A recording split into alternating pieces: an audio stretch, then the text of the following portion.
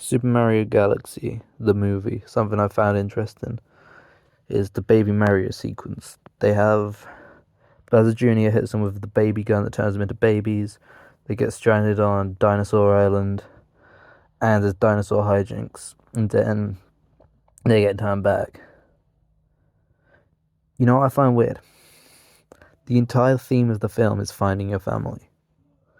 As Peach has to find a sister, Bowser Jr. is reuniting with his dad.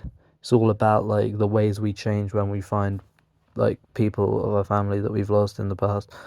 That's like the overarching thing. And also, Yoshi has just joined the lineup of characters, and Yoshi does fuck all in this film. Basically, he's funny toys in this film. He's a little dinosaur that goes meow and swings around, but he's voiced by Donald Glover. Why would they get a big deal celebrity to voice such a nothing character? Who is introduced? Remember Yoshi's Island. Yoshi's Island is a place in a larger archipelago called the fucking Dinosaur Land. And there's a sequence with Baby Mario from Yoshi's Island, the game, that happens to take place on a dinosaur themed island. I think this was cut for time.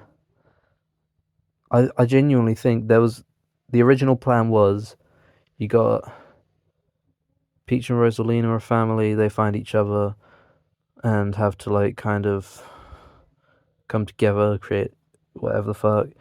Um, Yosh, Bowser and Bowser Jr. have to reckon with the ways they've changed since they're apart.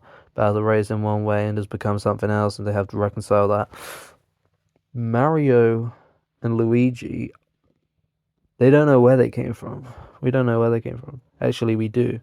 We know they come from Brooklyn, and he's got like this normal ass family.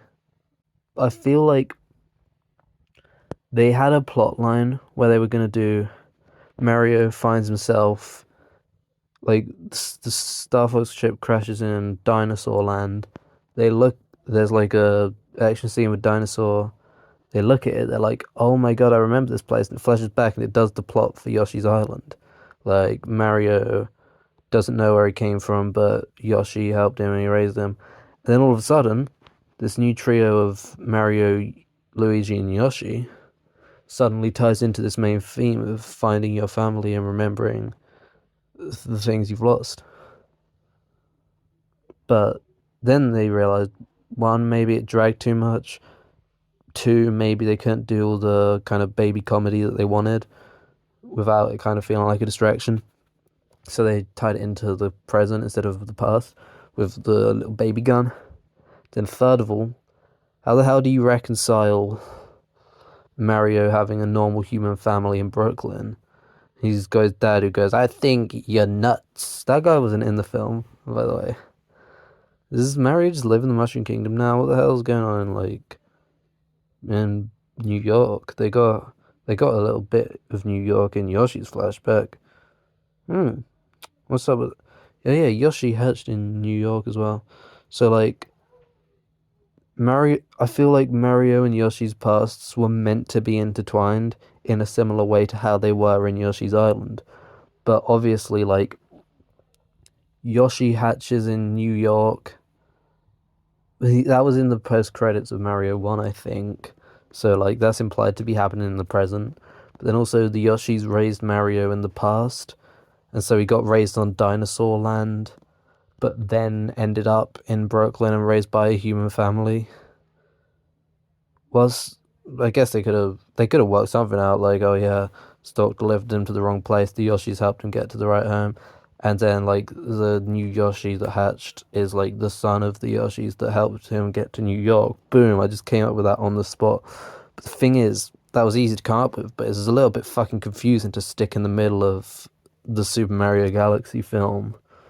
There's got to be like a 90 minutes mass appealing kids film for like the Minion audience. Maybe that's a bit much for them to understand. It's a bit much to cram in there. And like you can teach something to someone by saying, oh, like these like two sisters were torn apart through time and space, but like at their lowest moments, they like come together and they create life and they make this barren world something beautiful. You can tell us compelling story with that. You could say, oh, this dad raised his son one way, left, became a bigger person, became a more fulfilled person, then has to deal with the fact that his kid is like it was raised by the dickhead he was in the past. You can make a compelling story out of that. How do you make a compelling story? It's like you've got these two parallel threads that are both like really compelling.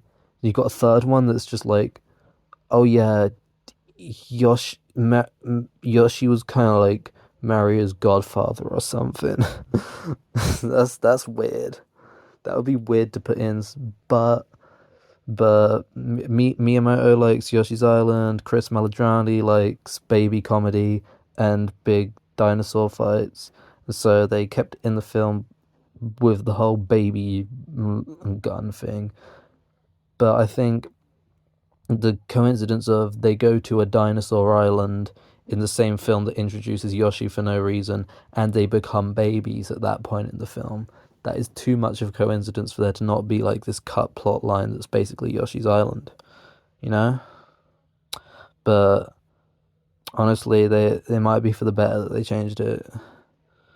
You know, is that'll kind of be a hard sell.